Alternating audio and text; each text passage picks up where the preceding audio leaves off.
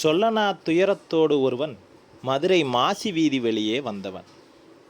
அயர்ந்து போய் ஒரு திண்ணையிலே வந்து அமர்ந்தான். பசி மயக்கமாக துன்ப உருவாக காட்சியளித்தான்.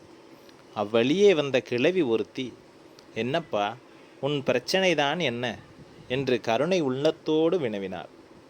வேலையின்மையாலும் வறுமை வர துவங்க, ஆதலால் பசியும் பிணியும் கொண்டு அவன் அல்லல்பட்ட அவனுக்கு தாய் உள்ளத்தோடு அன்பு பரிமாறி, உன் துயரத்திற்கும் உன் பகைக்கும் வழி ஒன்று கூறுகிறேன் கேள் என்றாள்.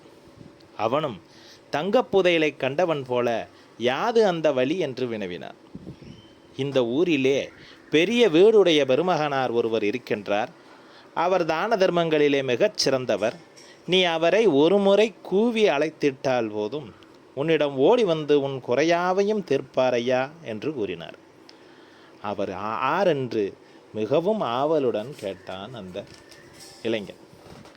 கல்லானை ஒன்றினை கரும்பு வாங்கச் செய்தவன், முத்தமிழ்ச் சங்க பலகை அளித்தவன், ஏழை தருமைக்கு தங்க பொன்முடிப்பு வழங்கச் செய்தவன், நரியை குதிரையாக்கியவன், பிட்டுக்கு மண் சுமந்தவன், கால் மாறி நின்றாடியவன், வெப்பு நோய் தீர்த்தவன், உளவாக்கிளி அருளிய வள்ளல், அட்டமாச்சித்தி அருளிய அழகன், உளவாக்கோட்டை நல்கிய உருத்திரன், புலிமுலை புல்வாய்க்கு அருளிய புனிதன், பன்றிக்குட்டிகளுக்கு தாய்ப்பால் அளித்த தாயுமானவன், கருங்குருவிக்கு அருளிய கருணாகரன், நாரைக்கு அருளிய நாதன், திரு ஆலவாய் அண்ணல், அன்னை மீனாட்சி உடனுரை சுந்தரேஸ்வர பெருமான், சொக்கன், அவனை சொக்கா என்று ஒரு முறை அலையுமையா என்று கூறினாள்.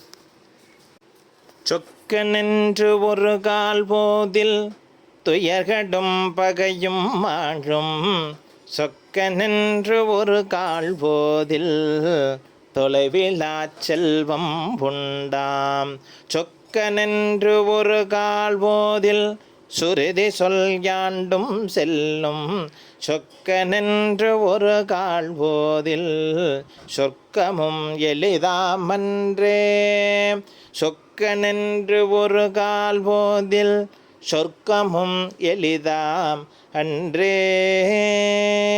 திருச்சிற்றம்பலம்.